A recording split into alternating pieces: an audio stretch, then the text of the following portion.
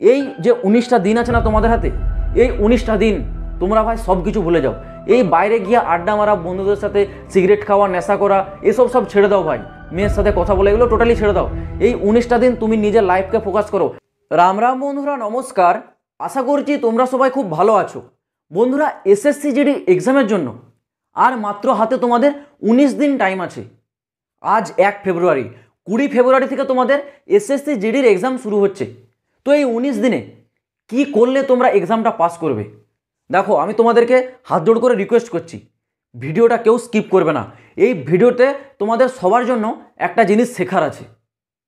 আমরা পরীক্ষার সময় সবাই প্রচুর পরিশ্রম করি, গরুর মতো পড়তে থাকি, পাগলের মতো পড়তে থাকি, কিন্তু সঠিক পরিশ্রমটা কেউ করি না। আমরা এমনভাবে পড়ে যাই, হয়তো সেই কোশ্চেনগুলো পরীক্ষাতে আসবেই না, কিন্তু আমরা সেটার পিছনেই দিনরাত পরিশ্রম করছি, মানে পরিশ্রম করছি, সঠিক করছি না। তো তোমাদেরকে বলবো, তোমরা এতদিন কি করেছো জানি না, কিন্তু আমি তোমাদেরকে আজকে একটা লাস্ট মিনিট সাজেশন বলতে পারো দিয়ে রাখছি, যেইগুলো থেকে তোমাদের 100% কোশ্চেন আসবেই। আসবে সম্ভাবনা নয়, 100% আসবেই। কারণ প্রতি বছর এই টপিকগুলো থেকে তোমাদের কোশ্চেন আসে, ডেফিনেটলি আসবে। তোমাদেরকে আমি টপিকগুলো একটু বলে দিচ্ছি, মন দিয়ে দেখে নাও, ঠিক আছে? প্রথমে রিজনিংয়ের উপর বলে রাখছি। রিজনিংয়ে ব্লাড রিলেশনশিপ বা রক্তের সম্পর্ক, এইখান থেকে ডেফিনেটলি তোমরা একটা কোশ্চেন পাবেই, এটা তোমরা লিখে রাখো। প্রতিবারের প্রতিটা এক্সামে এটা কিন্তু থাকে।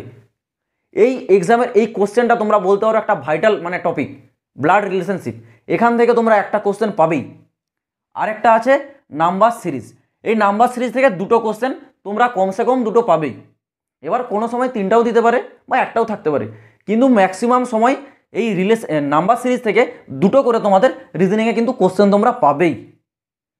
নেক্সট তোমাদের ম্যাথ বলে দিচ্ছে। দেখো, ম্যাথে নাম্বার সিস্টেম থেকে 2 থেকে 3টা কোশ্চেন তোমরা পাবে। নাম্বার সিস্টেম, আমি এই যে জিনিসগুলো তোমাদেরকে বলছি, এই টপিকগুলো তোমরা লিখে রাখতে পারো বা এটা কিন্তু স্ক্রিনশট করে রাখতে পারো, ঠিক আছে? নাম্বার সিস্টেমের পর আসছে এভারেজ বা গড়। এখান থেকে তোমরা একটা কোশ্চেন পাবে। পার্সেন্টেজ বের করা থেকে প্রতিবারেই তোমাদের কিন্তু 1 থেকে 2টা কোশ্চেন থাকে। এইবারও তোমরা সেই একটা কোশ্চেনই কিন্তু পেতে পারো নয়, পাবেই, এটা কিন্তু 100% তোমরা। সরল সুদ এবং জটিল সুদ থেকে এখানে তোমরা কিন্তু একটা কোশ্চেন পাচ্ছ।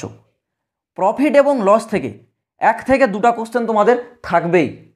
লাস্ট সময় ও দূরত্ব থেকে তোমাদের একটা কোশ্চেন থাকবেই।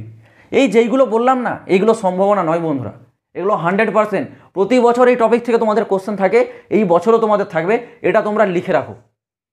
আর সবথেকে যে মানে ভাইটাল জিনিস, জিকের মধ্যে তোমরা কারেন্ট অ্যাফেয়ার্সটা একটু ভালো করে দেখে রাখো। বর্তমানে কি চলছে নেটে সার্চ করে দেখো, কারেন্ট অ্যাফেয়ার্সগুলো একটু মনে রাখবে।